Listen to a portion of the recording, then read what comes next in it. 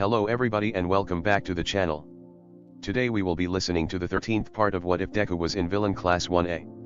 If you enjoy, please consider liking, commenting, and subscribing down below, and don't forget to hit that bell icon so you get notified when videos go live. Now, without further ado, let's get into the video. Chapter 29, Why Has It Happened Like This? He was supposed to be in detention at the moment, but who cares anyway? Midoriya slammed the door to Heights Alliance open and scanned the common room. Not everyone was there, notably, Shinso was missing. The rest all looked at him with a mix of fear and surprise and every other conceivable emotion. What? Jiro was the first to perk up. Stay there, I'm finding Shinso, he replied before turning on his heel and marching up the stairs. After knocking on his door and dragging him out, Midoriya gestured to him to sit down somewhere in the common room and waited for everyone else to listen in. Is this the beginning of another kind of plan? Shiro guessed immediately. Midoriya opened his mouth to say no, before realizing that it, kind of was. His hesitancy brought forth a few smiles that hadn't been seen in a while. I just need to talk to you all, he explained. And to that, Kaken instantly stood up, shoved his hands in his pockets, and tried to walk away. Sit down, Midoriya snapped at him. Kaken stopped right in front of him and glared down at the shorter boy. Make me. I will break your nose, sit down. Whoa, Midoriya. Kirishima cried out in disbelief. Kaken just let out a laugh. You about to give them all one of your freaking stupid motivational speeches? Because I don't want to hear it, he snarled. You will listen to my motivational speech, and you will at least pretend to be motivated. Sit down. Whatever Kaken had been expecting Midoriya to say, it wasn't that. He threw his hands in the air and turned to sit down by a nervous-looking Kirishima. What freaking ever? Midoriya breathed in, and out. Okay, do you all remember why I'm in UA? Because you screwed Boom Boom Man over, Kaminari replied. Because you know something bad about All Might. Uraraka added. Correct, Midoriya nodded. Shinso just blinked. Wait, what? Does anyone have any guess as to what I know about All Might? He asked, completely ignoring Shinso. You jumped in to protect him at the USJ, Yaoyorozu recalled. I would hazard a guess that is it some kind of weakness. Midoriya nodded again. A weakness that, if the rest of the world knew, would change everything. The severity of the conversation seemed to dawn on the rest of them at this point. Any background conversation faded. Books were closed and cups of tea abandoned. Midoriya began to pace back and forth as he spoke. The hero system currently relies on individual icons standing as pillars of justice above the rest. Singular supports holding up the rest of society, with All Might taking most of the weight for himself. After a moment's thought, Midoriya hurried across the room for a few empty glasses. He reprimanded the semi-abandoned game of Monopoly on the coffee table between all the sofas and propped the board up on top of 5 of those glasses, 4 for each of the corners, and 1 in the middle. Kneeling down before his model, Midoriya continued to speak. That center support is All Might, the hero we see in all the posters, the symbol of peace across all of Japan. Air. I need. Yaoyorozu knelt down beside him, and from her arm, drew what looked like a small hammer, with a pointed end. Midoriya blinked at it. Perfect. With a sharp flick of the wrist, he hit that center glass with the spike a few times, watching as cracks formed across it. We put all our hopes and trust onto one person, he explained. Sure, All Might is strong, but he's only human, and humans aren't normally immortal. All Might isn't one of those abnormalities. One day, he's going to have to retire. It's an inevitability. The mistake he's made, is to keep going, despite the development of these cracks. He hasn't begun slowly backing away from the hero scene, allowing the country to slowly start seeing other heroes as these metaphorical supports. Sure, they're important, they're these other 4 pillars. All Might wouldn't be able to keep this up without them. But the essential part of this, is that they wouldn't be able to keep it up without All Might. Why not? Scoffed Jiro. They just need to shift their balance. Him leaving is always going to be messy, but they'll just get a new central pillar. Ah yes, Midoriya replied, and who is going to be that central pillar, Jiro? She hesitated. Oh. Yes, oh. It's Endeavor, right, said Kirishima. Sure, we don't like the guy, but we can't deny that he's a good hero. Endeavor has cracks too, Midoriya retorted, flicking his gaze between Jiro and Shoto. Bad ones. It's worse than you realize, Shoto said quietly. No more was said on the matter. The point is, it isn't looking like All Might is going to give up any time soon, Midoriya said, clearing his throat and quickly moving on. And if he doesn't allow the other heroes a steady transition period, then it just takes one fell swoop to crash, another hit of the hammer and the glass shattered. The Monopoly board folded in on itself, and all the little houses, hotels, and characters carefully positioned on top, scattered to the floor. And Hero Society comes tumbling down. They stared at it for a moment, silent. Midoriya raised the hammer into the air slightly. We are in a unique position. Right now, we can use this hammer to do this, he indicated towards the mess on the table, or build something new. Build something new, asked Zero, raising an eyebrow. How? Well, it's clear that this would never happen if there were more supports. The more there are, the less likely it would be for any calculated move to take out enough to let it collapse. I think the numbering system of heroes, like how we have a number 1 hero at all, is wrong. It puts too much pressure on one person. It forces society to have this one integral support. And I'm not saying that the number 1 hero is running around, solving all crime. It's more of an emotional dependency, something that makes civilians feel safe, and villains unsafe.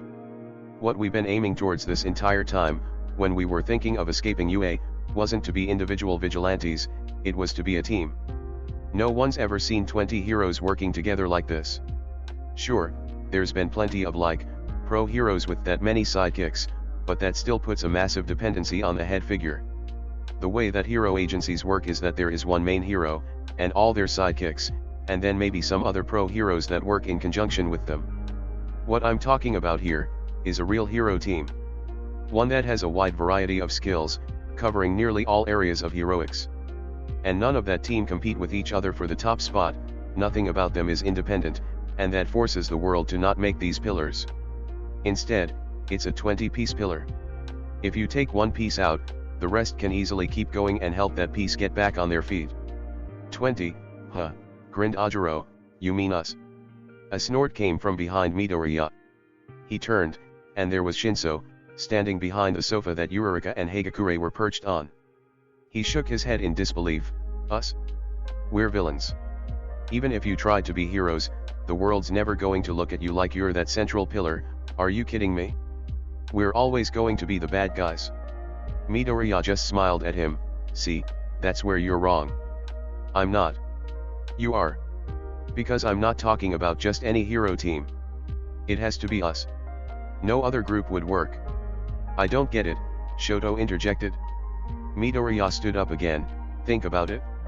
Imagine if Class B graduated UA and decided to band together and be a hero team like this, right? They wouldn't get the respect they need. Sure, they're all very powerful and well known. But I'm talking about a drastic change to the hero system here. They would have to stand up and face some severe backlash from the government and competing agencies, because the way this team works goes against methods of payment and the ranking system and all that. It messes things up. They just wouldn't allow it. But we're different. Why? Because we don't care. If they don't listen to us, then we can just go against them and be vigilantes. He picked up the hammer again, to make, or to destroy. It's up to them, but we're going to do what we want. They can either go against us and watch it all come tumbling down, or they could change the rules, so it fits what we're doing. Their choice. There was a bubble of excitement among them now. Shinso still looked a little confused, but Midoriya could get to that later. Right now, he was more interested on the fact that Kaken was glaring right at him. Got a problem with that? He asked him. Everyone fell quiet again. So, where do you fit in, huh? Kaken said, baring his teeth. You'd be a dead weight, and you know it? Nope, Midoriya said surely. Because I'm going to be in charge. Kaken howled with laughter. Just because you're class president now doesn't mean a damn thing. You're quirkless, you can't. It's because I'm quirkless that it works. Midoriya snapped. You really think this would work if the likes of you was the leader? If the most powerful was the head, then it would just be a hero agency with a bunch of sidekicks all over again. You'd rise to number 1 hero and it would ruin everything. But they can't put me as number 1, I'm quirkless for God's sake. Kaken narrowed his eyes at him. So, a pointless figurehead. You just wanna sit in an office all day and be our freaking manager, huh? Not a chance. Despite what you always insist, I'm not useless, Kaken. Okay, I can't fight the toughest villains, I can't stop natural disasters. But not all heroes can anyway. There are other areas of heroics. I can make a difference, okay. I don't care if it's a big one. But I can do something. He is right, Bakugo, Kirishima insisted. He's freaking delusional. Kaken retorted. He helped me. Everyone turned to Shoto. He shrugged, brushing his hair out of his eyes. He hadn't bothered with hair gel for a while, and it didn't really stay in any sort of ponytail for long, it was an awkward length. Instead, he just let it hang over his eyes. He really needed to cut it or commit to long hair. Midoriya got past some of the top hero students in the school, went all the way to Hosu and correctly predicted I would be there, got me away from Dabi and then saved Aiza's life, disarmed Stain and fought him with his own sword whilst the two of us were paralyzed, and got away with just a nick on the arm. Seemed pretty heroic to me. Midoriya beamed. I agree, Aiza nodded, standing up. Midoriya is more than capable of being an admirable hero. I think having a quirkless hero as a figurehead for our team would be extremely inspirational. Yeah. Yurika agreed. That's the kind of hero I want to be. Someone who can save the villains. The only person who has ever saved us is Deku. Oh. Sorry, I'm so sorry, Midori, I won't use the Deku name again. Nah, Midoriya shrugged, I don't think I mind it much anymore. Kaken glowered at him. Kaken, look, Midoriya sighed. To make this work, the entire class has to stay together. If just one of us breaks off and tries to go solo, it ruins the whole operation. We need you. Yeah, you freaking do. But I don't need you. He tried to walk off again. I'm trying to give you a chance here, Midoriya insisted, watching him leave. Don't care. It's your last one. He stopped. What do you freaking mean, he snarled, looking at him over his shoulder. Kaken. I've given you so many chances. So many. I really think you can be a great hero, that's why you're here. You were born with that potential, and I get it, I was not. But here's the thing, he marched over to him until they were face to face. How can you possibly be a hero if you act like this? What? Everything doesn't just get handed to you on a silver platter, alright? We're complete opposites, but we have the same goal. And if you keep pushing people down, if you keep using other people as stepping stones to your success, then you can't be allowed to be a hero. You don't have the freaking power to do a thing about. Yes, I do. Now, shut up and get your head out the gutter. Last chance, hero team, or no heroics. I don't want to be a part of any team where you think you're in charge. Alright, Kaken, he said in a shrill yell. He sighed, I know I have a lot to learn, okay. I know I've gotten worse at UA, I know I act like a villain. You know that you do too. Like, at the sports festival. I was awful to Monoma. And he's actually not that bad of a guy. But you are not trying to improve, everything you've ever done just backpedals to the same, awful, egotistical jerk you've always been. And we are not friends, and we are never going to be friends, but I am trying to help you. I am trying to let you see my perspective. Because you are powerful, you are strong, and you are everything I am not and will never be. These words were hurting Midoriya to say, but they were the truth. I've always respected you, okay. But you went too far. And I know you've come to appreciate that, but you don't seem to understand that you're not improving. Being a hero isn't just about natural strength. You need strategy, you need thoughtfulness, and you need leadership. And I'm not saying that just because I would be the leader of this stupid theoretical hero team that you wouldn't be able to take charge too, okay? Or anyone, for that matter. I'm talking about a team that works like it has for the escape attempts. Separating off, doing different things, but still working together, as a unit, in the long run. Kaken didn't say anything, just looking down at him and waiting for him to finish. And you're just going to say no, you can't do that, because you'll never amount to anything, huh? I've always given you a chance. For once in your life, give me one. Everyone held their breath, waiting for his answer. Midoriya hung his head as he waited for the backlash. You know, as far as motivational speeches go, that wasn't that freaking bad for once. He looked up in surprise. Don't freaking look at me like that, Kaken rolled his eyes. I think I deserve an apology, Midoriya decided. Heh. Why the? You know why I do. Well, you aren't freaking getting it. Fine, then I'm not giving you one. Fine, and he turned to walk away. Before he reached the stairs, Midoriya called out, but do I get that chance? Kaken hesitated, before continuing up and yelling, we'll see. And you know, all in all, that was probably the best conversation the two had ever had. Whoa. Deku. Yurika cheered, that was so amazing. You really stood up to him. That was really sweet, man, Kirishima smiled. I'm sorry I started all that off. It's okay, Midoriya waved it off, it needed to happen. So, we're doing this? Tsu asked curiously, hopping over. I think so. Mina cheered. One problem though, Shinso interjected, making everyone fall silent and turn to him. It made him suddenly look a little frightened. How exactly do we become heroes? We're the villain class. All 20 of us would have to make the transfer to the hero course next year. That's practically impossible. Midoriya blinked at him. Did no one tell him? No one responded. Oh, you can't be serious. This is why we need Midoriya, Kaminari Mach whispered to Siro. Yeah, we really suck without him, don't we? Siro replied. What, don't I know? Shinso asked nervously. We're taking the provisional hero licensing exam, Midoriya replied simply. All of us, you included. He gaped, we're, what? Midoriya grinned, spreading out his arm and gesturing to the room around him. Once, it had been a prison.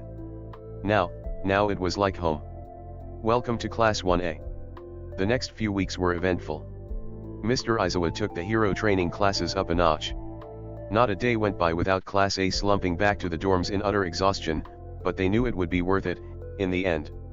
Midoriya got indefinitely better at sword fighting, martial arts, and a whole host of other skills. They even had a proper teacher take a class with him and Yayorozu in it for a few sessions. It was really useful. Kaken, meanwhile, seemed to develop a tunnel vision focus on his work and training. There was clearly a lot on his mind. Midoriya hadn't spoken to him in almost a month. They went back to the USJ a couple of times, but never made the rescue training exercises for Class B very useful. In fact, on several occasions, it was Class A rescuing Class B from stupid scenarios that Class A may or may not have accidentally initiated. Amongst it all, exams rolled by. Midoriya helped tutor a few too many of his classmates, and they even had Pony and Honuki drop by once to help with English, since they all sucked at it from the number of lessons of present mix they'd missed. All that amounted to it being not just physical exhaustion, but mental exhaustion too. UA started rolling out compulsory therapy sessions for all the students of Class A. From what Midoriya had heard from his detention sessions, which had long since stopped feeling like punishment, is that they were available to Class B too, but not everyone took them. It was a bit awkward at first, having this stranger ask some rather personal questions. But he soon came to realize it was a lot like talking to Mr. Aizawa. And he didn't have to explain everything. There was no obligation. It was nice. Over time, he found himself feeling more and more confident about his plans, his future. Sure, there were still some visible cracks in his confidence. The therapist said that acknowledging that was the first step. He was a really nice guy. Slowly but surely, Mr. Aizawa, with his infamous, manic grin, confirmed each and every one of the class for the upcoming provisional licensing exam. Soon, there was only one obstacle in their way, the summer camp. But before that, hero names. Mina cheered at the top of her lungs. Real hero names. And costumes too. Kaminari added. Why are you so excited about the costumes, scoffed Siro. They're cool, okay. The class was sitting in their little circle of chairs and sofas in the middle of the common room, something they had long since given up on returning to their original positions. The circle was required for Midoriya to pace around and collect them all in. Not that he'd particularly noticed it. Earlier that day, Mr. Aizawa had announced more than one thing which had excited them. The first was an actual trip outside of UA, to a nearby mall, for them each to purchase, with a small budget for each of them, courtesy of the school, whatever they needed for their summer camp. Of course, they could have easily just bought them all some UA branded kit and left it at that, since the school knew their measurements and quirk logistics from whatever they needed to submit for their uniforms. Therefore, Midoriya could logically conclude that this was a test of trust. "We should totally break out and just go buck wild," voiced Zero. They all stared at him. "What? We were all thinking it. I swear you've become more and more chaotic the more time goes by," Kaminari blinked. "Says you. Anyway," Midoriya sighed. "It's a test of trust. If we mess up, we don't go on the summer camp. Simple as that. This is a good way of telling whether we can be trusted not to run off or steal something. So, we've just got to behave, that's all. Hang out like normal teenagers," replied Jiro. "This is going to go wrong somewhere along the line, I can tell." Midoriya shrugged. He'd have to wait and see. "Let's just fill in these forms and hand them in tomorrow morning. There are actual, physical ticket to the hero exam. It's quite long," Yayorozu pointed out, absent-mindedly flipping through the pages. "Some of it is just blank pages for you to draw hero costume designs and support items." Mina suddenly burst out laughing. She nudged Kirishima's side, and he grinned wildly. "Hey guys. Mina sung. Check out the box at the bottom of the third page." The room was filled with the sound of moving paper as everyone followed her instruction, and they soon all begun to giggle manically. "Do you have a criminal record?" "Ah," Midoriya said with a grin. "Well, lucky for me, I do not," and he dramatically checked off the no box. "Oh, screw you. Just because you never got caught," Hagakure accused with a light-hearted tone. Yeah, his breaking and entering and hacking of his old school was probably worth at least a caution from the police, but it never happened. "Would you look at that?" "Neither did I," grinned Jiro, taking Midoriya's pen from his hand and checking off her box too. "What do you mean?" questioned Tsu. "I thought there was nothing for you to get away with, Ribbit." Jiro smiled again and tapped the side of her nose with the pen, before passing it back to Midoriya. Did anyone else get away with it or are we the only anomalies?" he had to double-check. "Dangerous quirk people unite!" Mina cried, bounding over and taking his pen. "Oh right, he almost forgot that not everyone here had broken the law at some point. I mean, from the looks of it, both he and Jiro had too, it just wasn't on record." He doubted he'd ever really find out what Jiro was on about just then. But, maybe he didn't need to write everything down in his notebook. In some small ways. Kaken was kind of maybe a little right. Midoriya shook his head, "It doesn't matter. Mr. Aizawa wouldn't have given us the forms if it meant that ticking this box would nullify our entries to the exam. I mean, he had a criminal record before becoming a hero, and he was allowed in." "Mr. Aizawa has a criminal record," gaped Mina. "Weren't you freaking listening, Raccoon Eyes?" Kaken yelled at her. "He was a vigilante, that's why he teaches this freaking class." "Oh, I forgot. Can we go back to the hero names now? Please." Wow, real hero name. Midoriya had never really considered that aspect before. When he was little, he'd always fantasized some kind of spin-off of All Might, but that obviously wasn't going to cut it anymore. "I'm not going with my villain name," Eureka announced. "It's not like I chose it anyway. I want something my parents would be actually proud of. I'll just stick with Invisible Girl," Hagakure shrugged. "Does what it says on the tin." "Well, whatever we choose will have to be confirmed by Miss Midnight, so be sure use to write it in pencil on the form," Aiza proclaimed loudly. Few listened. "What about Alien Queen?" Mina giggled excitably. "You know. Because of the horns. Might be a little villainous, Mina," Tsu croaked. "But we are," Mina started, and then slowly thought it over. "Yeah. I guess you're right." Midoriya tapped his pen against his lip. What did he want his hero name to be? And his costume? Oh gosh, what kind of a costume would a quirkless hero need? Well, he knew all the kind of kit required, but design wasn't exactly his strong point. I cannot stop twinkling," Aoyama exclaimed. Everyone stared at him. "I am not being in a hero team with someone called I cannot stop twinkling," deadpanned Jiro. The number 1 member of our team must have a name which relates to his prestige. Tokoyami nodded solemnly. Yeah, we're all gonna be in the spotlight if we do this right, said Sato. So we've gotta have good names. Then that shall be my title. Aoyama proclaimed, pointing his finger dramatically at Sato, who just blinked in response. What? It is Moi. Spotlight. That's not that bad, actually. We must look the part as well. Yayorozu smiled as she patted the seat beside her, beckoning Midoriya to sit down. Yeah, he muttered, staring at the blank spot in his form. I'm not very good at this kind of stuff, he told her. She smiled in a way that said, luckily for you, I am. Perhaps something everyone has in common on their costumes. Midoriya furrowed his brow, thoughts of his own name and look pushed to the back of his mind for the time being. Yeah, but what exactly? Like, reverse camouflage? Mina grinned widely as she jotted down in her costume design section. Blues and pinks. Oh. And a fur hood. Not fur, Midoriya suddenly spoke up. Mina stopped writing immediately and listened in intently. You Midoriya stammered. Why, you might easily damage it with your acid. You've been learning viscosity and potency, right? You don't want to get weak, sticky acid stuck there. Good point, she shrugged, just a normal hood then. On a cool jacket. Yayorozu perked up. Jacket, she murmured. What's that? Midoriya blinked.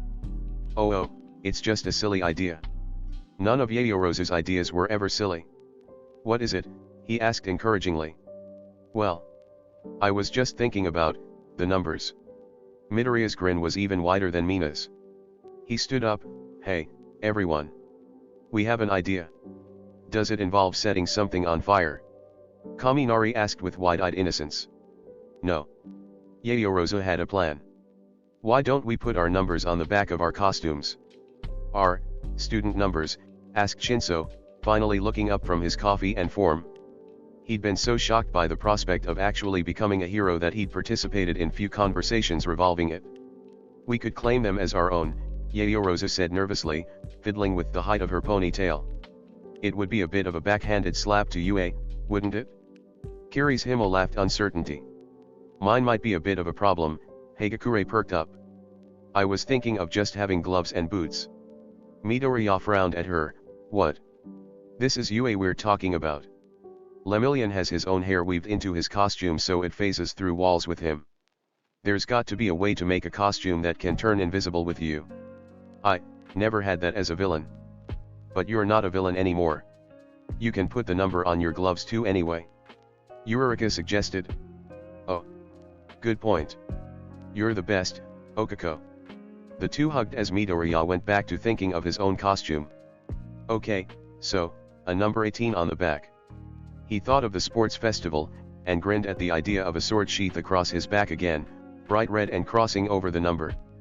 Perhaps we should all have our red bands as well, Yayorozu told the whole class. And Midoriya with his gold ones, Tsu nodded. You with silver, and Aitsu with bronze. Me. Aitsu perked up. Why not, Ribbit? Yeah, it's like in the police force. Kirishima interjected, with a gold, silver, and bronze commander. Aitsu almost teared up. What's your hero name gonna be, Deku? Yurika suddenly yelled right in his ear, drooped over the back of the sofa between him and Yayorozu. He didn't even flinch, and didn't reply, deep in thought. Yurika started chatting with Yayorozu about costumes, but now Midoriya's brain had finally caught up to processing what Yurika had said to him, and Yayorozu's idea with the numbers and the meaning behind that and he knew what his hero name had to be. Oh, that's a good point, Midoriya. Yayorozu called out. He said whilst scratching words onto his form, smiling brilliantly at his hero name. He angled his form away from Yurika. He didn't want anyone to know what it was yet, he needed a better moment. We need a team name. Oh. Mina gasped, a team name, she clapped her hands excitably. What would that be though, asked Suro. We could just stick with 1A, Ajiro shrugged. Team 1A. Probably for the best, Sato agreed. But that's so boring, Hagakure sighed. Come on. We can think of something a little less predictable than that. How about, the Avengers? Kaminari announced, waving his hand in the air with his words. Everyone gave him a deadpan look. What? The rebels? Mina decided. Jiro pretended to gag. That's awful. Kaminari's angels, Mina giggled, making it all a bit of a joke with her movie reference spree. Or Aizawa's devils, grinned Suro. Ouroboros, Tokoyami said quietly.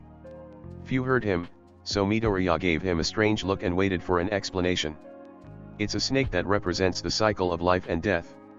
That's a very good idea, Yayorozu smiled sweetly, but it might be a bit complicated for the general public to understand. I really think we've gotta have one A in the name, Ajiro insisted, aiming the acknowledgement at Midoriya, who seemed to have the deciding power here. It's where we've all come from. He hummed and stared at the ceiling. Maybe if we make it an acronym. 1. A. Angels, Mina stifled another laugh. If you keep coming up with those god-awful names, I'm gonna freaking punt you next training session, Kaken threatened as he quietly filled out his own form. Mina pretended to be insulted, and then went back to suggesting bad names. Something beginning with A, Yayorozu mumbled. I spy with my little eye, Uraraka yelled. Something beginning with A. Kaminari finished. Acronym. Hagakure almost screamed. This conversation quickly devolved into a literal game of I Spy. Trust this class to go off the rails at any given opportunity. The apples in the fruit bowl, asked Shoji. Nope. Uraraka replied. She was still hanging over the sofa next to Midoriya, so the consistently elevated volume was not helping. Shoji's arms, guessed Jiro. Is it Moi? Aoyama supposed. You don't have something beginning with A, do you? Tsu supposed. Uraraka gasped, I do. She held up her hero form sheet, astronaut. Cute design, ribbit. Ah. Thank you. I was going to guess the dorm, Shoto admitted, now perched on the arm beside Midoriya. The dorm, he frowned. Heights Alliance. Oh yeah, good point. But that doesn't begin with A. Uraraka giggled. Shoto simply shrugged, then almost fell off the sofa when Midoriya snapped upright and clapped his hands. Heights Alliance, he exclaimed. Uraraka slowly slipped off the back of the sofa and collapsed onto the floor behind it. As soon as she clocked what Midoriya was talking about, she suddenly jumped up and yelled, Heights 1A. Team H1A, blinked Shoto. You sure? Frowned Kaminari. Does it really fit though? Aren't you the same guy who just suggested Avengers? Siro grimaced. I still don't get what's wrong with that. There are many things. Midoriya shrugged, smiling, Team Heights Alliance. A from 1A, for Alliance. And then H4. How far we're gonna take it? Uraraka punched the air. H for heroes, Tsu smiled. And we can earn that number 1 along the way, nodded Yayorozu. We could have little H1A patches on our costumes too. Mina squealed. Midoriya's smile grew wider, so, it's decided? Any disagreements? Everyone shook their heads. It's acceptable, Jiro nodded sagely. Hagakure gasped, A for acceptable. No. The mall Mr. Aizawa chose to take them to was in Kiyoshi Ward. It wasn't far from home, but Midoriya had never visited the place in his entire life. Let alone visit any sort of mall at all. It's a nice place though. Hagakure insisted. I've been quite a few times, she explained as they all stepped out of the bus. They were all in their home clothes for once, trackers off. Midoriya supposed that the uniforms would attract too much attention, and trackers were always taken off when they left UA. Maybe they didn't work once they were outside the walls. That was something important to consider. Oh, same. Uraraka replied. Never bought anything though. Me neither. Hagakure laughed as she hooked her arm around Uraraka's. Do they mean they both robbed this place? Tsu pondered to Midoriya. Most likely, he grimaced. Alright, listen up, Mr. Aizawa called out. He pointed over to a coffee shop near the center of the mall. I'll be here for the next 2 hours. I expect to see you all at the 1 hour mark, and then again at the 2 hour mark. Don't leave the mall and message me on your brick phones if anything happens. I will also be checking your bags before you leave, and I want you to get receipts for everything you buy, deal? What, you expect us to steal stuff? Kaminari explained. Mr. Aizawa glared at him. "We promise, Mr. Aizawa." Yurika replied gleefully. "Hey, Hagakure, let me show you that jewelry shop." "Oh cool. I wonder if it's the same one that I went to." "Those two seriously concern me sometimes," Jiro deadpanned. "Hey, Bakugo. There's this shop that sells band merch on the other side of the mall, wanna come?"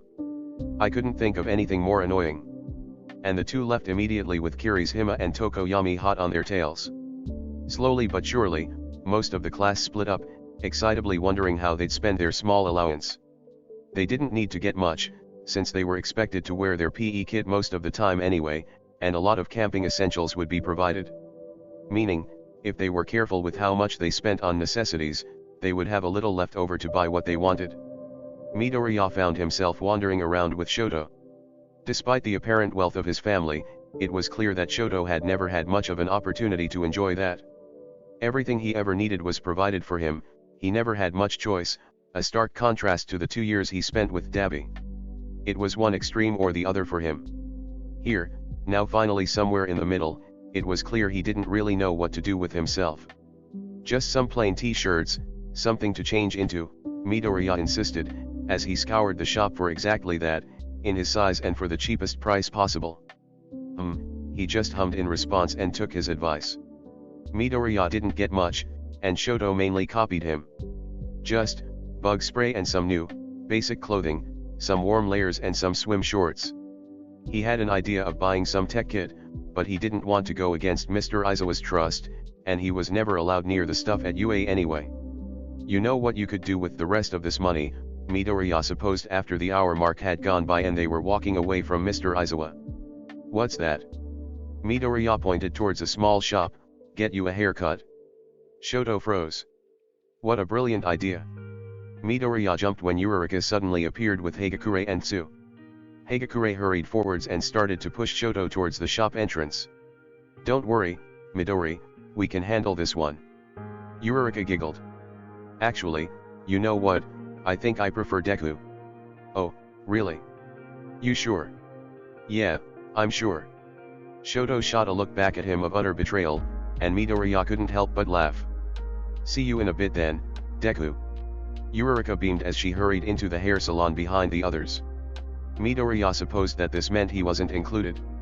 That probably wasn't the case and he more than likely was welcome to witness this spectacle, but he didn't want to crowd Shoto more than he already was.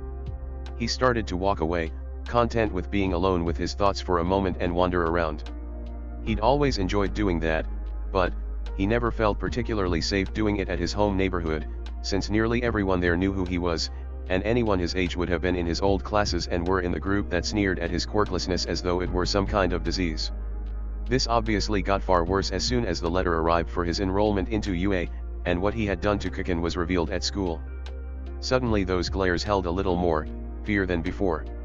Midoriya grimaced at the thought of his past self enjoying the sensation. And now, after the spectacle at the sports festival, and more recently, the exposure from the incident with Stain, Midoriya was more in the spotlight than ever before. He'd seen limited news coverage of the occasion, since the finer details of the story were only becoming more mainstream at the very end of the home visits, and Midoriya hadn't been able to see the mess he'd made for himself on the internet ever since he came back to UA. Someone knocked against his shoulder, making him stumble and almost lose his footing. "Watch where you're going, freak," yelled the culprit, despite the fact that Midoriya really hadn't done anything wrong. He stared after him for a moment, blinking with surprise. It hadn't gone unnoticed to Midoriya the way that the occasional passerby would stare, nudge their friend on the shoulder, and point back at them. He saw people taking sneaky pictures and whisper harsh words. He tried his best to ignore them, they weren't worth his time, especially when walking around with Shoto, who was obviously a bit of a famous face and had been for some time. However, now that he was alone, he suddenly felt a lot more exposed. After a minute, he turned on his heel and started to walk back towards the hair salon to meet up with the others. Midoriya may have been plain-faced and had far less distinguishing features, but he was clearly one of the more infamous of the group at this point. He didn't particularly want to endure another. Well, look who we have here." An unfamiliar arm was suddenly draped around his shoulders. Midoriya flinched and tried to duck away, but the stranger managed to keep his hold. "If it isn't Izuku Midoriya?" What are you doing all the way out here? Midoriya gulped and finally pushed the man away. I am on a sort of class trip. Sorry, I was just going back to my friends and I. The man was insistent. He stepped forwards again and lay a hand on Midoriya's shoulder. Come now, I just want a little chat. I'm not going to do anything, and it was at this moment that the hooded stranger raised his head, just enough for the light to catch the features on his face, the dull blue of his hair, the gleaming red of his eyes. Unless, of course, you make this more difficult than it needs to be. Shigaraki. Midoriya. Midoriya glanced at the hand on his shoulder, at the one finger raised above the fabric of his shirt. He thought of the nature of the man's quirk and swallowed his building concern. What are you doing here? Shigaraki let out a short laugh. I believe I asked that question first. And I answered it, he replied stiffly. Shigaraki rolled his eyes and smiled again. Come with me. Let's sit. Midoriya slapped his hand away, and before he could let out any other kind of threat, Midoriya said, Fine. Let's talk, but I won't if you insist on being so threatening about it. The villain blinked, mirroring Midoriya's own surprise when faced with his earlier confrontation. Midoriya took this moment to turn and lead him away from the hustle and bustle of the central mall plaza. There was a little fountain not that far away. Thinking back to the fond memories of the USJ attack, Midoriya sat down on the side of it, and gestured for Shigaraki to sit beside him. I didn't expect for you to be so, the man started. Oh, shut up, Midoriya sighed. The encounter had made him feel rather done with the League of Villains all of a sudden, and the general public as a whole. His mood was clear in the tone of his voice. You just can't leave me alone, can you? You are an interesting piece.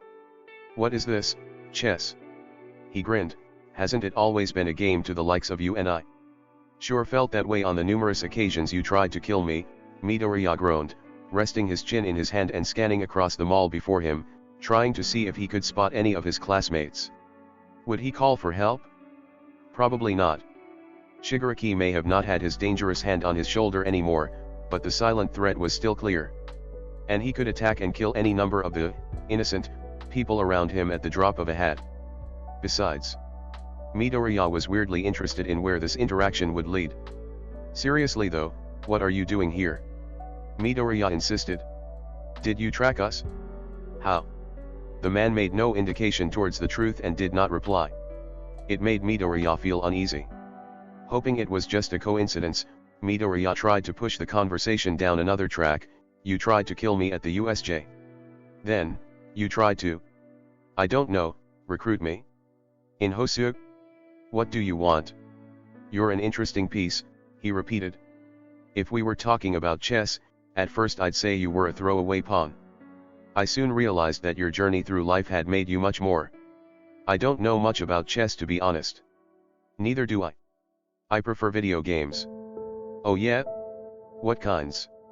And that's how the head of the League of Villains and the head of UA's Class 1A, spent 10 minutes talking about video games that Midoriya didn't know much about. Maybe it really was a coincidence that Shigaraki ended up here at the same time as him. Surely, he would have had a little more of a confrontation planned if this interaction were expected. And that's what All Might is. The final boss. We went about it wrong at the USJ. Tackling the final boss with a large party of level 1 players was never going to work. We would need a smaller, more elite team, if we were to ever stand a chance, Shigaraki explained, finally drawing the conversation back to reality. You, the warp guy and Dabi. Midoriya guessed. That's it? Shigaraki's lip curled. If you thought I would spill such information to you, you would be mistaken. You're fighting for the wrong team at the moment. Midoriya raised his eyebrows. You still want me on your side, huh? Well, it's not going to work. You're not going to get Shoto back to Dabi. He's past that now. You're too late. He scoffed. Dabi is the one who insists on his brother being a valuable asset. Don't try and pretend like you weren't after him before you got Dabi on your side, Midoriya snapped. The prolonged nature of their conversation had nurtured his confidence. Whether that was a good or a bad thing, well, time could only tell. How did you get Dabi on your side? Our infiltration of the USJ turned more than just the heads of the heroic community. I was planning on locating him in Hosu, but the situation changed. Midoriya didn't like the sound of that. If the League of Villains hadn't found Dabi, And it was in fact the other way around. Did Dabi have some kind of plan up his sleeve? Something to do after he got Shoto back? But Shigaraki wasn't that specific. Midoriya needed more information, but the look on Shigaraki's face, even though it was mainly shrouded by his hood, suggested that he shouldn't push any further. He did it anyway. What? What are you all planning anyway? To just kill All Might? I hate him, Shigaraki seethed, his words like venom. Look around. He's everywhere. Midoriya glanced around the mall once again. He could see All Might's smiling face on posters on nearly every wall, in merch shops, on the dolls in the hands of small children. He really was everywhere. Yeah, people really rely on him. Stain, he said that our goals did not align. Shigaraki stared down at his hand whilst he spoke, deep in thought. It was strange, how the world just couldn't see villains like him as human. Shigaraki was human, like Midoriya, just flawed. But everyone was flawed. He said that All Might should stay alive. That he was a true hero. I don't know about that. No hero is perfect. But Stain was onto something, about the fake heroes. He just went about it in the wrong way. You're on the wrong side, Shigaraki grinned. I'm not, Midoriya insisted, shaking his head. He was a lot more certain now. Was he? He wasn't about to let Shigaraki shake him up after all this. But had he already? I think you are, he pressed, pushing invasive thought away. I don't know what happened to you or what led you to do this, but it's not right. Maybe you would have benefited from being in a place like Class 1, he gulped as he clocked the expression on Shigaraki's face. The atmosphere quickly shifted. Only now did it truly dawn on Midoriya that he was sitting and chatting to a guy that was most likely a murderer, a full-blown villain. And he was absolutely alone. I will kill All Might, he said, eyes alight with mania. What does he say to that? Okay, alright, good for you, no. It's murder. What the hell? He tried his best to swallow his fear, but why? Just because you don't like him? I don't either, but I'm not out to kill him. You know, maybe this is why Stain was so against you. You don't have a real goal. No reason, of course Stain didn't want to help you. Not only did you want to kill the only hero he liked, but you didn't have a reason to other than you just didn't like him. If looks could kill, the one Shigaraki was giving him at the moment would leave him as nothing more than a pile of dust. Luckily enough, Shigaraki's quirk didn't work that way. And so, Midoriya kept going. If he was going to face doubts, so was Shigaraki. Not everything can just go your way. Not everything is right and wrong and good and evil, okay. Stain isn't just going to side with you because you're both villains. I'm not going to side with you because that was once my label too. Once, Shigaraki repeated, saying the word slowly and grimacing as though it left a bitter taste on his tongue. Are you sure you're still not wearing that label? Look at all these people. You really think you'll ever be rid of it? Midoriya ignored that creeping doubt, rising up again. There are no sides, he forced out the words. There are only people, and the goals they aim for. What's wrong with you is you're still treating this like there are sides. You don't even know what you're doing. A thought occurred to him. He narrowed his eyes as he said, it makes me think that there's someone else pulling the strings. Shigaraki snapped his gaze back to him, fury boiling skin deep, evident by the twitch of his deadly hands. It would take a second for him to reach out and press them against Midoriya's arms, then it was the end of the road. But suddenly, his shoulders visibly relaxed. Midoriya saw him blink, as though a moment of clarity had washed over him. He followed his gaze to another All Might poster, printed up on the side of an escalator, not far away. Yes, the man murmured. Pulling the strings of society. That's what All Might does, painting a false picture of the world, lets all these fools smile so thoughtlessly, just like he does. Oh, but what if someone were to cut those strings, then what, huh? Midoriya thought of his Monopoly game, folding in on itself without the central support of the symbol of peace. His pretty little illusion would crumble, Shigaraki smiled, grin stretching from ear to ear. Then they'd see what I do. Hysteric, Shigaraki threw his arm over Midoriya's shoulder again. With his free arm, he gestured to the oblivious people who walked by. They'd see a world full of villains like you and me. People who could use their quirks to cause a massacre whenever they wanted. That's what your 1A is for, isn't it? A way for them to contain you. And you, he prodded him in the chest as his breath hitched, you were lumped in with the rest.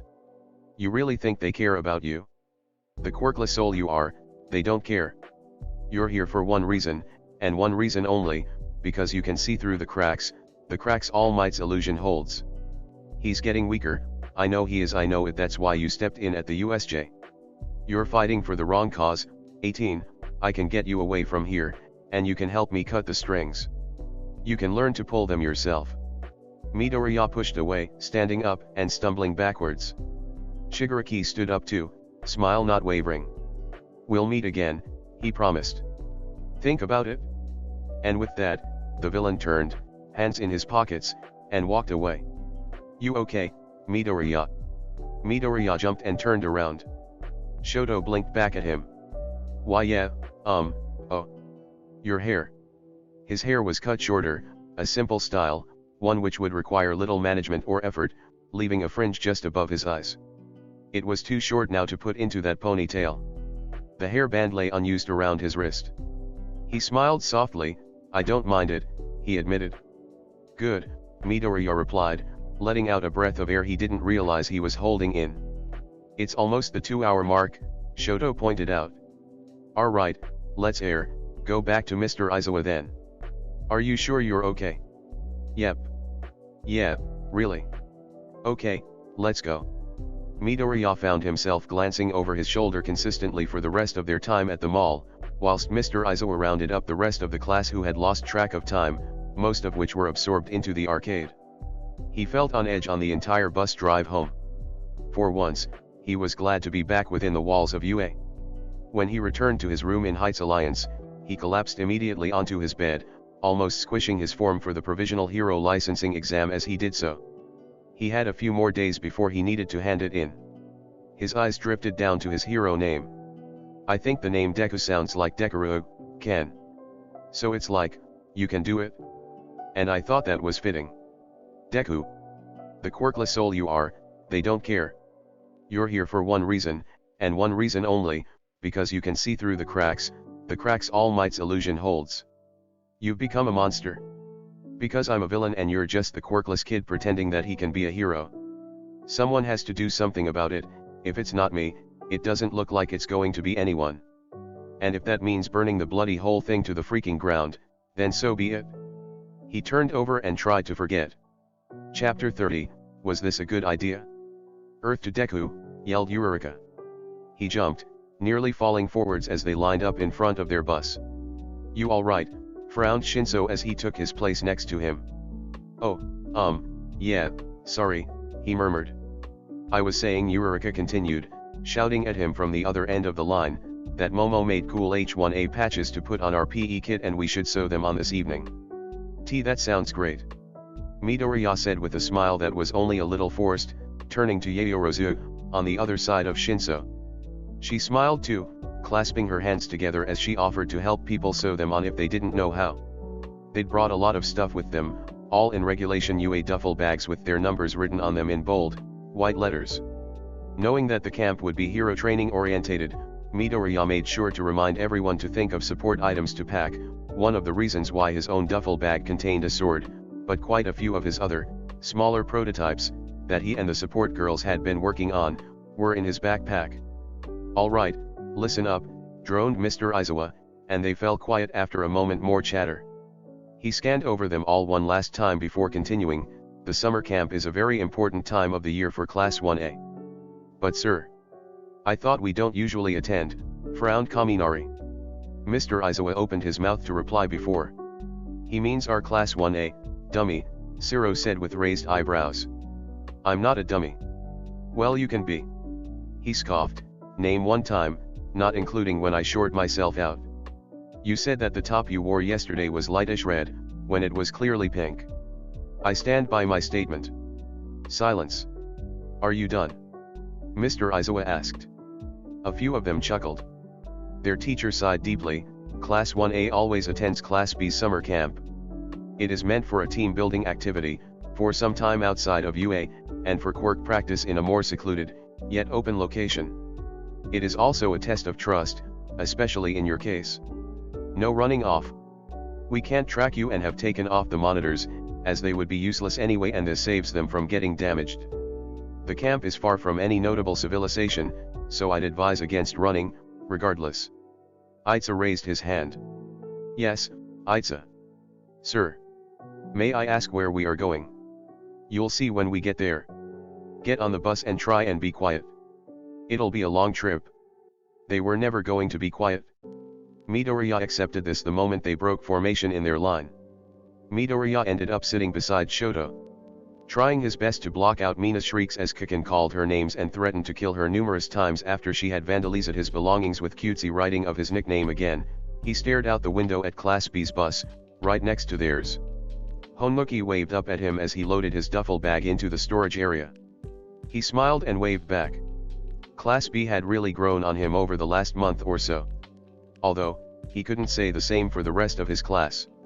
The same applied for Class B's opinion on them. But a certain mutual respect had finally been achieved. Just in time too. Midoriya hated to think what it might have been like, had they still hated each other's guts when camping together. Although, they'd been told they'd get separate sleeping spaces at least. Tokoyami had made several well-appreciated excuses about Dark Shadow to achieve this. And few could say no to the girls of Class A when they wanted something. This was not due to pretty pleases nor wide-eyed looks. Soon enough, the bus rumbled into life and rolled out of the UA grounds. Midoriya heard Shoto sigh and slump into his seat. Are you okay? Midoriya blinked. Shoto responded. Oh, yeah, sure. Just thinking about stuff. What kind of stuff? He asked, although he had an idea about what anyway. Dabi and my father, Shoto admitted without hesitation. Oh. Are you okay with? It's fine, he waved it off. It's just a lot to think about, has been for a while. Will be, for a while. As much as I'd like it to, it's not something that's just going to go away. Yeah.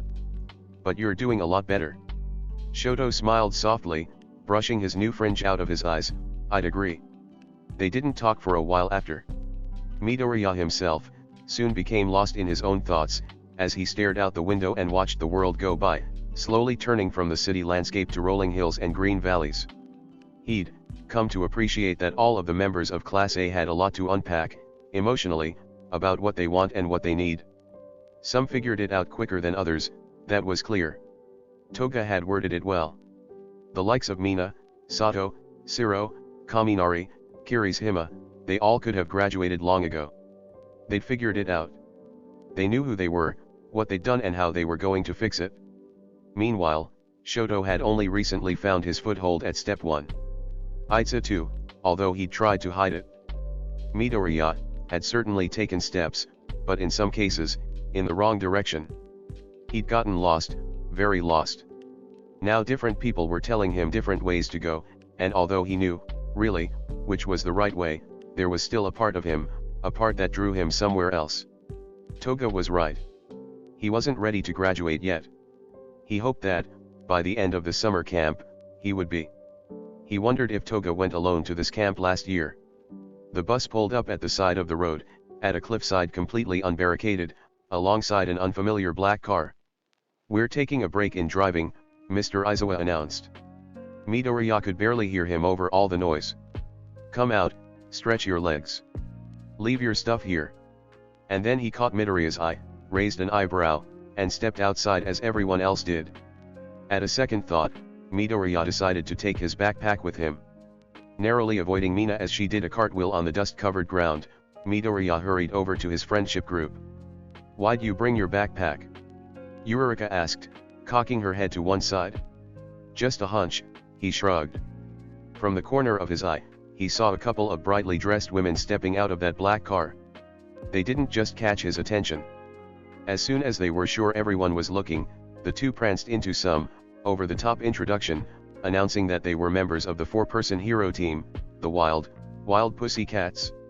When they posed and smiled at the class, they stared blankly back at them. We should do a dance. Mina suggested. If we do that, I'm gonna puke, Jiro deadpanned. Agreed, Kaken snapped. Mina crossed her arms and mumbled, you guys suck the joy out of everything. I am Mandalay, the team leader, The girl with the red dress smiled sweetly. And I'm Pixie Bob, yelled the girl in blue. We own this entire section of the mountains, Mandalay explained. Because it's private property, you are free to use your quirks for practice. But no funny business, interjected Pixie Bob. Right? The camp is being held here this year specifically, because we heard that you guys are interested in being a hero team. A 20-person team's never been done before. We've seen duos and trios, but 4 is pushing it. We're the largest team around at the moment. Being a hero team is tricky, Mandalay nodded, her tone suddenly serious, a great contrast to her decorative cat ears, tail, and paws. It requires good management, leadership, and communication. You must support each other, and work like a well-oiled machine, or it will fall apart. And have matching costumes. We have a theme, announced Hagakure. I like the sound of that. Pixie Bob giggled. Mandalay smiled at her friend and co-worker fondly. Not only that, but the paperwork is a challenge. The system isn't designed for permanent teams. Temporary team UPS are common, and sometimes separate entities will work together in a case or be allied and tackle a lot of crimes together, but a real team is a rarity nowadays. Mainly because it splits the pay and messes with the hero ranking system. We don't care about payment, Shoji interjected. Yeah. We just want to help people. Eureka nodded eagerly. Pixie Bob squealed, I love it. You're certainly not what I was expecting, grinned Mandalay. It was a surprise enough when Mr. Aizawa contacted us. I'm sorry, but the media tends to put a bias swing on a lot of stories like this. We're used to it, shrugged Kirishima. Anyway, yelled Pixie Bob, with an energy akin to a combination of Mina and Eureka, not good. Our lodge is over there, you see it, she pointed out at a small dot in the distance, a cozy, wooden house in the middle of the forest, quite a few miles away. See you there. That was Mr. Aizawa, as he got back into the bus and it was turned back on. Guys, exclaimed Kaminari. Knew it, muttered Midoriya as he slung his backpack off his shoulders and started to kit up, attaching an improved version of his retractable shield to his arm, securing on a utility belt, and starting to load a grappling hook with notable similarities to Eureka's, if she had it with her. Whilst he did this, everyone else was panicking. Pixie Bob swooped in between them and the bus, rested her paws on the ground, and with a burst of energy, the earth began to rumble. Jump! Midoriya yelled, already running towards the cliff edge. Are you crazy? Yelled Mina. The answer could have only been yes. As all those who followed him without question began to slide down the mountainside, the rest were tossed off, screaming, by Pixie Bob's powerful earth manipulating ability. Midoriya floated softly to the ground with the help of Eureka. It was nice to know that he could just throw himself off a cliff and be perfectly fine. What did I say? He grinned. Note to self, groaned Kaminari as he stumbled to his feet, don't question Midoriya. This isn't going to be as straightforward as walking there, is it? Realized Shoto. Nope, Midoriya smiled, and with a click, readied his grappling hook, better described as a mix between that and a crossbow, with bolts that could be detached from the retractable wire. It was small, and difficult to work, but Midoriya had been practicing. Someone like him needed more than just a few tricks up his sleeve. Shoto's rhetorical question was answered with a roar, scattering birds from the treetops, as a monster made of mud emerged, most certainly the work of Pixie Bob. Midoriya was pleased to see more than a few smiles creep across the faces of his classmates. Are we ready? He exclaimed. And once he'd heard their conformational cry, his grin grew a little wider. Then let's do this. Honuki frowned at the sight of Class A's Mr. Aizawa, standing blankly in the middle of the clearing in front of the lodge, arms across and staring at the tree line, shrouded in the shadows of the approaching night. What's he doing? He asked Kendo, who happened to be standing next to him. They'd been helping set up the sleeping areas, campfire, and table for dinner. Hero training would start properly tomorrow. I'm not sure, she admitted. Hey. Tsuburaba hurried over to them. Oh, hi, Honuki blinked, what's up? Monoma's brainstorming prank ideas on Class A, he explained, want in? No, he answered immediately. Tsuburaba. Kendo exclaimed, seriously? What? He asked exasperatingly. Come on, it'll be fun. Class A will murder you all, Honmuki warned. When it came to Class A, no warning was too extreme. I'm not getting caught in the crossfire. Where's Monoma? Kendo sighed. Knowing he was fighting a losing battle here, Tsuburaba rolled his eyes and waved Kendo over, leading her to wherever Monoma was gathering up the troops. Now left alone, Honmuki decided to approach Mr. Aizawa. If your class tries to antagonize mine, it will end in carnage, he deadpanned. Yeah, Honmuki shrugged as he reached him. Midoriya won't stop it, the teacher added. And if he won't, no one will, certainly not me. Honmuki nodded slowly.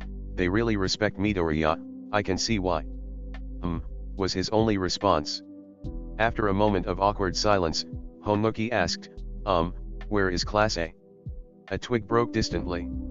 Mr. Aizawa nodded towards the trees, right there. And out of the woodland, stumbled the sister class. Uniform torn and mud, Class A dragged their feet in obvious exhaustion as they made their way into the clearing. Wow, you guys were amazing. Pixie Bob hurried into view. Honmuki hadn't seen much of the heroine that day, this was probably why. Took you a little longer than I expected, Mandalay, the hero team leader, spoke up. She gave Honmuki a kind smile, he replied with a wave. Hi, Honmuki, groaned Midoriya, sticks and brambles woven into his green-tinged hair, even messy than usual. Hi. Good work, Mr. Aizawa told the class as they lined up in front of him without him even asking them to. This class is a freaking nightmare, the newest member, Shinso, groaned, dragging his hands down his face and looking utterly exhausted. My quirk doesn't even work against fake monsters. Neither does Midoriya's. Oh snap, said Mina, at the other end of the line, almost falling over and on top of Aoyama as she shot him finger guns. Pixie Bob has been relaying the details of your venture to me, Mr. Aizawa continued to explain. Honmuki just watched on with genuine interest. You worked well together and adequately utilized each of your abilities. But you all made mistakes, I'll be going over all of them with you tomorrow, but none of that will be sinking in now. The wild pussycats have generously prepared dinner for you today. Enjoy it, you'll be making your own from tomorrow onwards. Get changed, eat up, we'll be up early. With that, he turned and left, following the other heroes to their makeshift staff room. Honmuki turned back to Class A, what did he make you guys do? Training, Midoriya explained. He looked like he could keel over and collapse at any point. And by that he means torture, interrupted Siro as they all started to make their way to the dining area. Honmuki felt bad for them. You got a problem, that was Shinso. Honmuki had never spoken to him before, but he did well in the sports festival, and wasn't particularly friendly with his old class, that's all he knew. No, Honmuki replied, hands raised in mock surrender, taking a step backwards. Are you okay? You look like you've been dragged through the mud. He stared at him, a dead expression in his eyes. Face first. Yeah, Shinso replied. Big shocker. These people are crazy, he indicated to the rest of the class, chattering away as they left. The only one who stayed was Midoriya. Shinso didn't seem to care that he was listening. I've been with them like a month and I still have no idea what's going on. I've been here even longer, and I still have no idea, Midoriya interjected. Welcome to the club. You're the class representative. Of chaos, confusion, and overall insanity. You fit right in, coming for dinner. Sure. Bye, Honmuki. He was left behind in the clearing, a little taken aback by that interaction. But hey, what else was new? You just don't give yourself a break, do you? Tsu hopped over to Midoriya and sat down beside him. They'd been at the camp a couple of days now, 2 days of non-stop training. It was lunchtime, and they'd stopped for a sort of picnic on their training grounds. Midoriya had stabbed his sword into the ground and swung his legs off the edge of a cliff. From here, he could observe nearly everything that was going on in this area of the camp, everyone in the class, chattering away and enjoying their sandwiches. He could also see the 2 members of the wild pussycats who were assigned to the Class A training site, Pixie Bob and Tiger. The other 2 were with Class B, as well as a third someone, who he had yet to truly meet. That kid, Kota, Midoriya spoke up, swallowing a bite of his food, the one with the red hat. I spoke to Mandalay last night. He's her nephew, apparently, his parents were a hero team too. That's cool, Ribbit. They were called water hose. They just registered under one hero name, like they were two parts of the same person. He leaned backwards, his foot on his lap as he rested his hands against the dirt and stone behind him. They were killed by a villain who was never caught. Kota's been with the Pussycats ever since.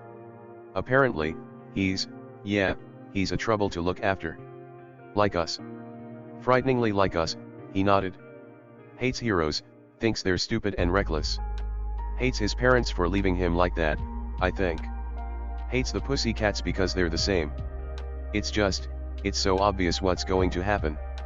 I mean, he's like 5 or 6 now, but I know he'll just end up at some school where he'll fall into the wrong crowd because he doesn't like heroes, and then he'll do some minorly illegal stuff because he wants to go against his family, then they'll send him to Class A because they've got good connections. You can't be sure, Ribbit. He sighed. No, I can't. But it sucks, either way. Maybe you should talk to him. I've tried. In fact, I mentioned it to Monoma, and because he's all heroic, he decided to talk to him himself, and got punched in the groin. Fun. Yeah, it was kind of funny, I must admit. But either way, it's clear that he hates all of us too. Class B because they're heroes, and us because we're villains. He just hates both sides. How familiar, Ribbit? Yeah. From below, Eureka activated her quirk on herself and pushed up into the air. She floated to their height at the perfect momentum. It was quite impressive, really. Hi, guys. Hi, Okako, Ribbit. What you talking about? She asked with a grin, deactivating her power and sitting beside Midoriya, legs swinging happily over the edge. Nothing much, Midoriya replied before taking another bite of his lunch. Hey, the others say that a group from Class B tried to prank them last night. Yeah, I know. Shoji caught Suburba squirting shaving cream into our pillows. That's a bad prank, Tsu voiced. Midoriya shrugged.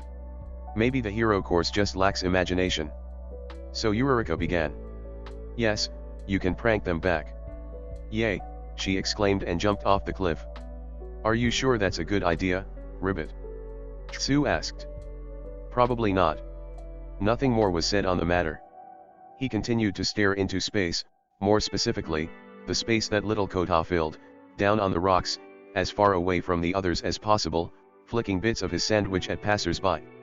You should talk to him, Tsu repeated as she stood up and began to walk away. Do you want me to take the wrapping for your sandwich? I'll throw it away with mine. Yeah, thanks, Midoriya shoved the last piece in his mouth and handed the napkin over. She left him to his thoughts, as he came to the conclusion that he'd find him that evening, be the person that he needed, once upon a time. It went just about as well as expected. Leave me alone. Kota yelled as soon as he saw Midoriya, how did you even find me? This is my place. I followed your footprints, Midoriya answered simply. They were at a cliffside, on a mountain that overlooked the forest and lodge. The path up there was well worn, he clearly came here a lot. I brought some curry with me, Midoriya rested the bowl on a rock near to Kota, and then sat down on a larger boulder a little further away. I thought you might be hungry. I don't want any of your stupid curry, he hissed. Midoriya shrugged. Yeah, we made it, so it inevitably doesn't taste that great anyway. The boy huffed and turned away slightly, fists clenched into balls, a furious expression across his face. Leave me alone, he repeated. I wanted to speak with you. Well, I don't want to talk to you. I know who you are. You're the stupid leader of the villain class. I've seen you on TV. I understand. Not many people like the villain class. I don't like heroes or villains. You're all stupid. Training to kill each other with your stupid quirks. I hate them, I hate you all. Leave me alone, he cried, voice echoing around them. Midoriya wavered for a moment before he responded, watching tears prick at Kota's eyes as he bared his teeth at him. I don't have a quirk. Kota blinked. He grunted and turned his head away again. I knew that.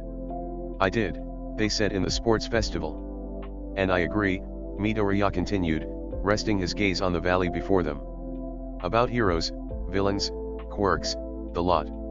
It's wrong. The world trains heroes to defeat more of the bad guys, and then to fill the gap, more bad guys are made and then they make more heroes for that. They just chase their own tails. It's a mess. He could feel Kota's eyes on him. The thing is with messes, is someone, somehow, has got to try and clean it up, or else it'll get worse, explained Midoriya.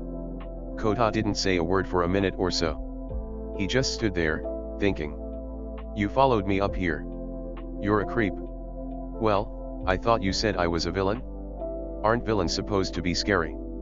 You're not scary. Because I'm quirkless.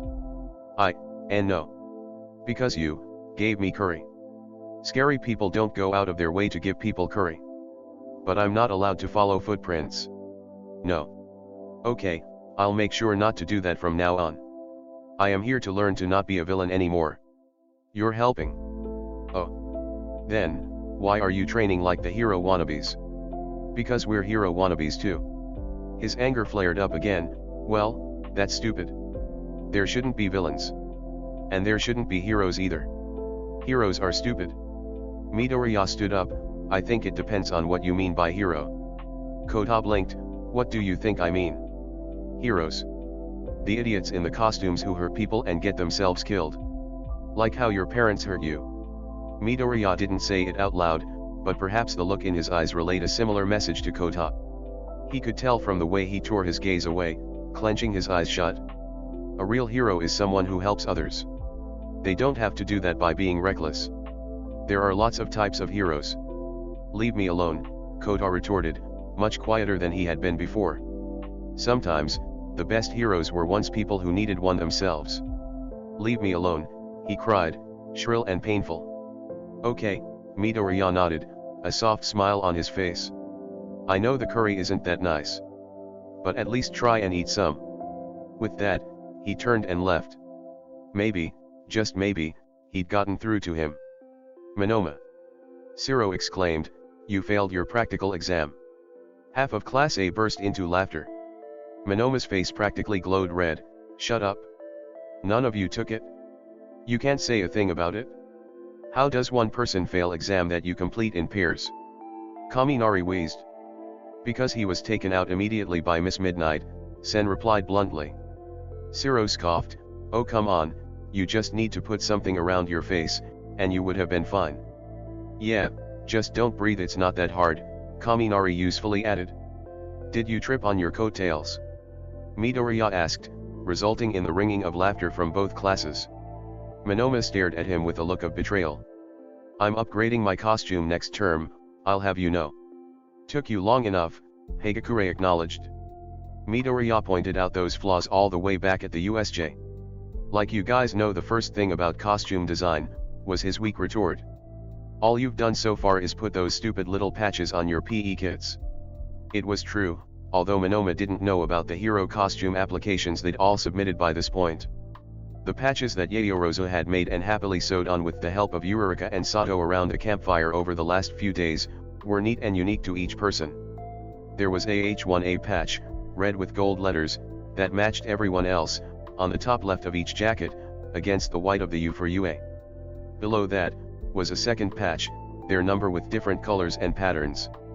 Midoriya's, for example, was dark green, with little golden swords crossed behind it. They're so cool, right? Eureka exclaimed, pointing to hers excitably. Momo made them. Monoma, called out the gruff voice of Lad King. Monoma visibly slumped. He had to attend supplementary hero lessons because of his failure in the exam. Coming, he called out and trudged out of sight. Midoriya almost felt bad for him. Okay, called out Ragdoll, bouncing into view, this evening we're putting both classes to the test. It's the test of courage. Woo. They'd been hyping this up all day. To Midoriya, this just seemed like more work, a way to get Class A and B to work together again, with the promise of getting to compete against the other group. Apparently, the winner had to forfeit the mini prank war that Midoriya had nothing to do with. It's not like they'd been doing it for long anyway, Class A hadn't even gone to Midoriya yet for ideas, and he had plenty. Each class will have a go being able to scare the other one. Pixie Bob explained. You go into the words and split up into groups, trying to frighten as many people who pass you by as you can. Pairs from the other team will go through slowly but surely and pick up your card at the halfway point. Ragdoll is waiting for you there, Mandalay smiled. The scaring team will be able to organize themselves and come up with a strategy, and the walking team will draw straws to make up the pairs. The scariest team wins. Okay, class leaders, come forwards and... But ma'am, we're one person down, interjected Setsuna. Monoma's doing supplementary lessons with Mr. Vlad. We have 19 people, and they have 20. It's fine, Setsuna, Kendo insisted. It's not a game that really benefits from having one person less or more. How about this, when it's your team's turn to walk through the woods, there can be one group of 3. It's less scary when there's more people with you, so that will give you the slight advantage that you lose when having one less for the scaring part. She pouted, yeah, seems fair. Midoriya and Kendo stepped forwards. Mandalay picked up a rock from the ground, held it behind her back, and asked which paw it was in. Midoriya let Kendo choose because he was sure he'd be accused of cheating if he got it right. Kendo chose wrong anyway, so Midoriya was able to decide whether he wanted his class to be the scarers or walkers first. Class B can scare first, he proclaimed, much to the disappointment of his own class. Come on guys, then we can see their tactics. Good point, Ribbit, Tsu nodded. Prepare to lose Class A, yelled Kamakiri as Class B made their way into the woods. They were met with further jeers and taunts before they were out of sight and earshot. Whilst Mandalay was giving Class B time to organize themselves, she let Class A draw straws and group up. Midoriya ended up with Yayorozu, which he was more than happy about. Several others tried to switch, like Kaken, who was with Shoto, but Tiger gave them one look and that was enough to shut anyone up. The message was clear, no switching. Class B was given 15 minutes, in which Class A sat by and waited, happily chattering away. When the time was up, one by one, groups were sent out into the cover of the dark trees. Midoriya didn't really know how easily he would be scared, but he wasn't looking forwards to it. Especially not with the prospect of embarrassing himself in front of Yayorozu, the coolest person on earth. By the time that the group ahead of them had entered the forest, they could already hear distant shrieks. For hardened villains, it didn't seem like Class A was particularly strong-willed when it came to this kind of scenario. Then again, it was likely that they were just scaring themselves for the fun of it. How is your grappling bolt practice going? Yayorozu suddenly asked. Midoriya did not jump 2 feet into the air. Oh, air, fine. Fine. It's fun, I like it. I saw you having a go earlier outside of training time. Will you be using that in your hero suit too? Along with the sword? Yeah, probably. It's useful. It is. I like net guns. Those are cool too. But a bit bulky for someone like me to carry around. They're great for you though, because you can make them on the spot. Yes. Although Mina dodged nearly all of my nets at the sports festival. I don't know if I'm good enough to use them consistently. Don't say that. You just need more practice. I was doing fitness stuff with Tiger today, but after sword fighting tomorrow, we could do target practice. Oh. That would certainly be pleasant, she beamed. All right. First and second in command. Pixie Bob gave Midoriya and Yayorozu a mock salute, "You're." And that was the moment it all went wrong. Out of nowhere, Pixie Bob was yanked to one side with a shriek. In mere seconds, she was on the ground, head bleeding, held to the floor beneath the boot of some stranger with thick sunglasses and a giant slab of metal, now decorated with the splatters of the hero's blood. "Hello, kiddos," the stranger laughed. From the bushes beside them, came another figure, clad head to toe in green scales, some kind of lizard mutant quirk. He wore a very familiar mask, and drew twin swords, akin to the hero killer. "Everyone stay back!" Mandalay cried out, skidding in front of them. "You get away from her," demanded Tiger, posing ready for a fight. "What's going on?" cried Kaminari. "Villains," murmured Mina, taking a fearful step back. "Now we won't fight you if you don't fight us," the lizard man insisted. "This is your last chance, Class A." Midoriya didn't miss the sideways glances in his direction. Not that any of Class A would take the side of the intruders, but they were awaiting some kind of order. Run. Fight. It was up to him. "Who are you?" Midoriya demanded, not knowing what else to do or say. "We are the League of Villains." And his blood ran cold. "I am Spinner, and the lady beside me is Magna," continued the lizard man. The League may have been against Stain, but desperate times call for desperate measures. Heroes are a plague to this world. I am here to complete Stain's mission. Heroes like you don't deserve such a title. They needed no further incitement. Mandalay and Tiger dove right in to protect Pixie Bob. Midoriya turned back to the others, ready to give instructions to run back to the main lodge. This was the moment when his eyes caught the side of the forest. Everyone turned to see what he had. Plumes of smoke, rising high into the once clear night sky. The edges of bright blue flame, dancing through the leaves, and the fog that now billowed across the forest floor. All of Class B was in there, and over half of Class A. If these two were from the League, then, where were the rest? Blue Fire. Dabi. Shoto was already in the forest. Midoriya, asked Yaoyorozu in clear panic. Itza. Run back to the lodge. Tell Mr. Aizawa what happened. Midoriya ordered. Ajiro, Mina, Kaminari, you three go with him for protection. I'm going too. Siro insisted, not waiting for a response before charging after Kaminari and the others. We need to find the others, Midoriya told the rest. There are probably more villains out there. The whole of Class B is out there. Kirishima pointed out. They can protect them when they find them. The best thing for us to do is to go back to the lodge and stay put. As they were discussing this, Mandalay must have come to her own decision. She activated her telepathy quirk, informing everyone she could reach that there was villains in the vicinity, and to group up and head back as quickly as they could. You're right, Midoriya nodded at Kirishima, as much as he didn't like it. Then let's go, Kirishima replied, already turning to head back towards the lodge. I don't like the look of that gas, murmured Yaoyorozu before they could leave. Midoriya stared at it. It was dense, sinking to the ground. It must have been a quirk, that couldn't have been natural. She turned back to Midoriya. I could make gas masks, go into the woods and hand them out. That's too dangerous. Kirishima retorted. Midoriya narrowed his eyes at the woods, deep in thought, trying to block out the sounds of the battle in the background. With him, remained Yaoyorozu, Kirishima, Sato and Kota. The rest had already gone to the lodge, and everyone else was in the woods. Kota, Midoriya decided, can you try and get some animals to locate the others and lead them back to the lodge? Some birds, insects, anything. Kota nodded frantically, hurrying over to the tree line, with Sato behind him. Midoriya knew what was going to happen before it did. Kota returned, shaking his head. In his impossibly quiet voice, he explained, I think they're too scared, or they're asleep, or something's happened. I can't get anyone to respond. Not normal. Kaminari had been helping him get over his minor fear of bugs.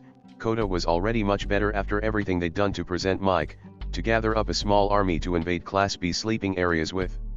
That was the night before. There were plenty of active creatures. The fog, Midoriya concluded. It's either poisonous or some kind of sleeping agent. They need those gas masks. But Kirishima started. Class B's been in that forest the longest.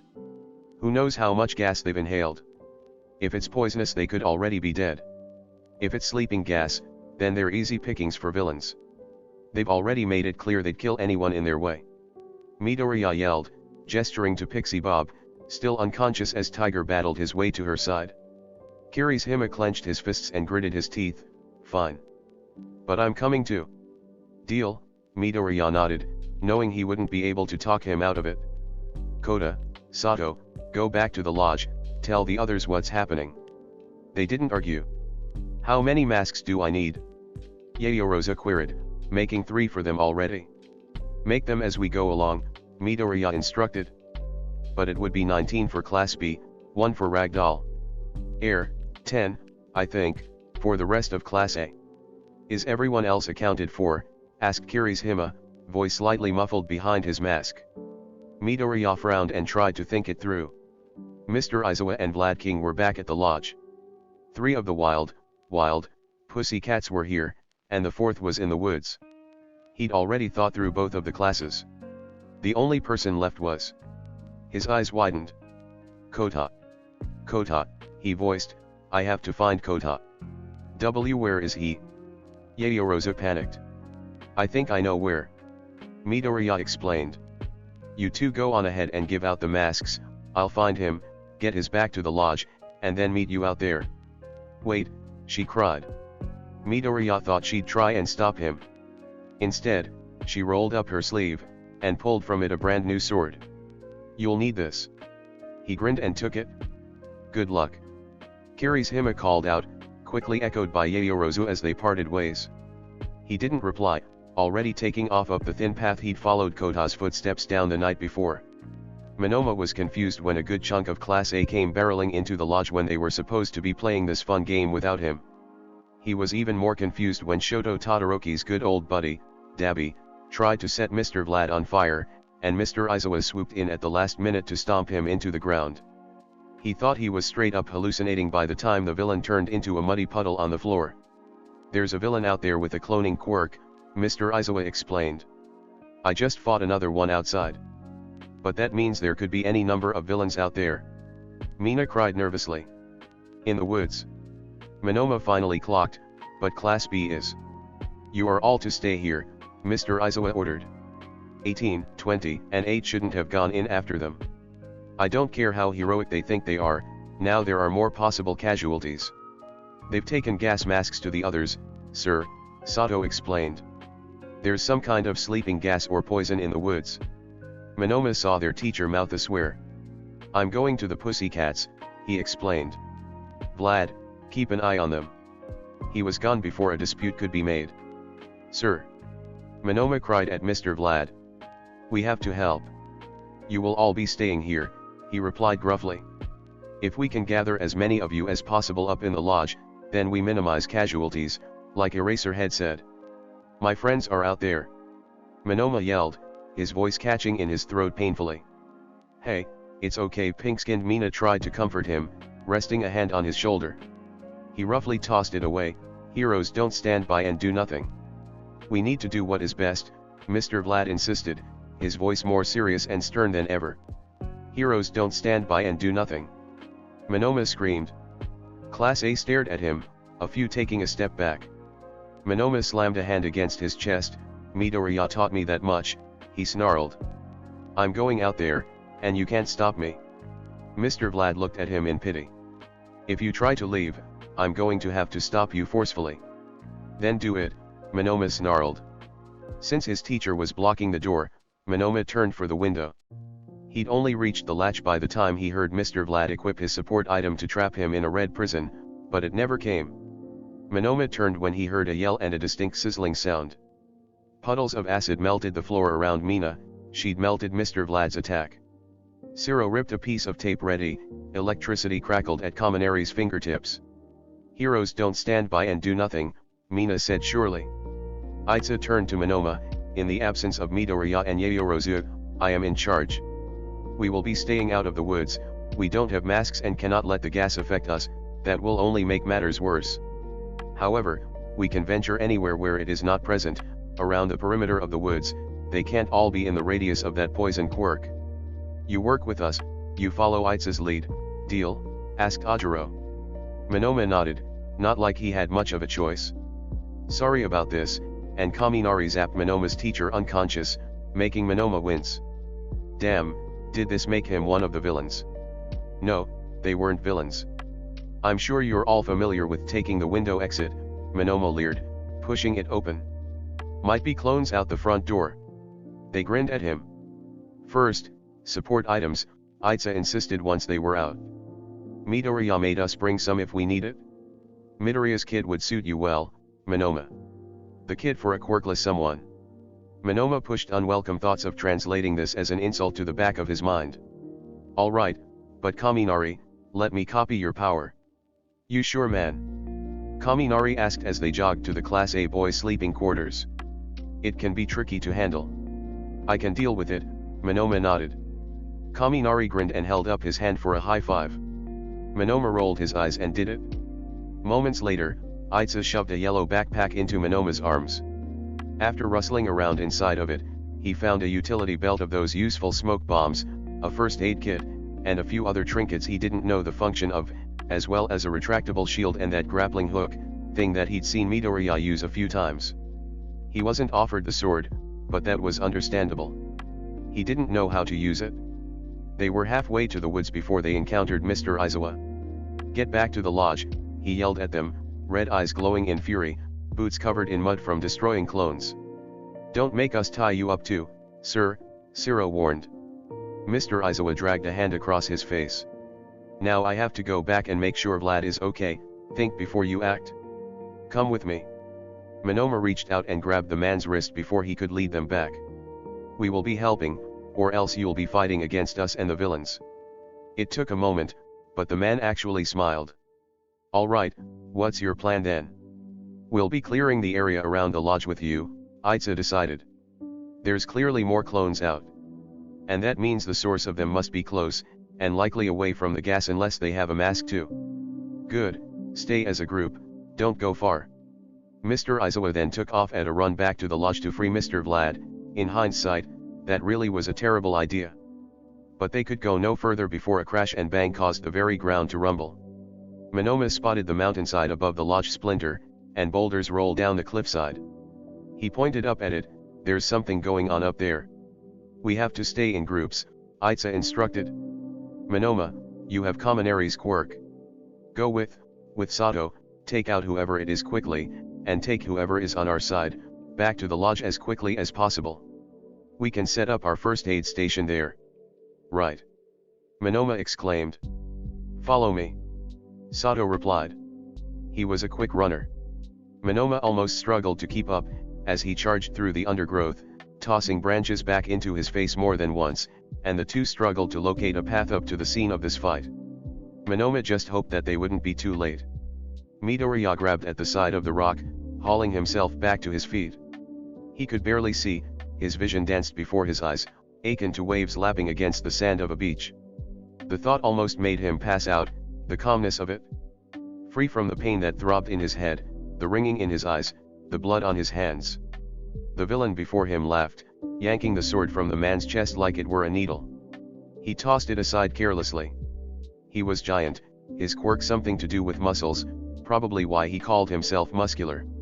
The red fibers wrapped around his arms, too voluminous for his skin to contain. It was horrific, and Midoriya was no match for a power like that. "I've gotta hand it to ya, kid," Muscular bellowed, "for someone without a power, you do put up a fight." He was toying with him at this point, playing with his food. He could have killed him long ago. All with Kota watching, curled up in a corner, tears streaming down his face. But it was worse, of course it was worse. For Midoriya knew who Muscular was. This was the man who killed Kota's parents. Because of course. Why wouldn't it be? The universe just hated him. At this point, Midoriya was more than annoyed, but he didn't have the time nor energy to scream at the sky. "No running off now." Muscular laughed as he saw Midoriya's eyes dart around, desperate for one last, fleeting opportunity at getting out of this alive, and with Kota in tow. "Don't worry. I won't kill ya yet, Shigaraki needs ya." And of course he does. Can't say the same for this one though. In a second, he was at Kota again, the boy wide-eyed, mouth agape at the last thing he would see. But Midoriya wasn't about to allow it. With a strength he couldn't have possibly mustered in any other situation, he charged, leapt from the same boulder he'd sat upon the night before, and landed on Muscular's back. He scrambled up to his head whilst the villain clocked what had happened. Muscular was missing an eye, the fault of his battle against Kota's parents. That meant his weakness point was his remaining eye. Midoriya covered the eye, threatening nails around the skin. He stayed on the man's back with an iron grip, refusing to let go. Okay, plan of action." Midoriya wasn't particularly keen on the idea of doing something gross here that he'd rather not think of, but if that were what it took. It didn't matter. He was covered head to toe in dirt and grime. From his pocket, he just about managed to grasp the fragments of rock and dust that had accumulated there and shoved it in the man's face before he could overpower Midoriya and toss him away. With his pained and frustrated yelp, Midoriya let his body get tossed away. He caught himself, rolled to the side and scooped Kota off the ground without a second thought. The kid had been smart enough to scramble to Midoriya's forgotten sword to protect himself in the meantime. Now he had Kota, the sword, a gas mask that was barely functional at this point but had protected his lower face at least. With everything he had left, Midoriya bolted down the mountain path. "Midoriya!" He skidded to a halt at the familiar voice. Panicked, he zeroed in on none other than Monoma, accompanied by Sato. "Are you okay?" Sato exclaimed, taking Kota off him immediately, who had been crying silently in sheer shock the entire time. "Not now, we have to move," Midoriya wheezed, the mask distorting his voice to make it sound far worse than it already was. At a sound of a worryingly close roar, the three took off into the woods. "He's after Kota," Midoriya explained. "Sato, you're fastest. Take some sugar and run back to the lodge." "What about you?" "He's already said he won't kill me. Just go. I've got Kaminari's quirk, remember?" Monoma announced. "Perfect, that's perfect," Midoriya breathed. He grabbed Monoma by his sleeve, making sure not to make contact with his skin, and yanked him behind a tree.